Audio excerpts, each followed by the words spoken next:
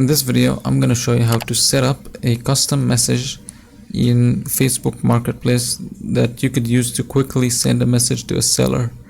So first click Facebook Marketplace, and then you want to click on this profile icon. Then you want to go down here and you want to click on the Marketplace access. Oh no, not here. You want to click on the settings here.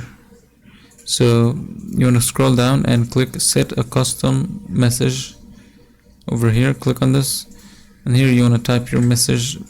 So let's say hello. Is it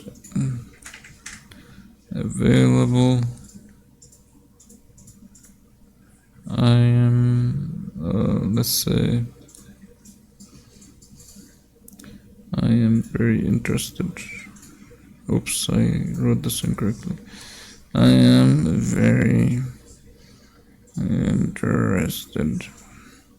And this is my custom message. I would click save over here, and this message is basically will pop up whenever I want to message a seller. I will, like, it will show up, and I will just, with the click of a button, it will be written and sent. So this saves a lot of time. And that's it. If you enjoyed this video, please don't forget to leave a like and subscribe.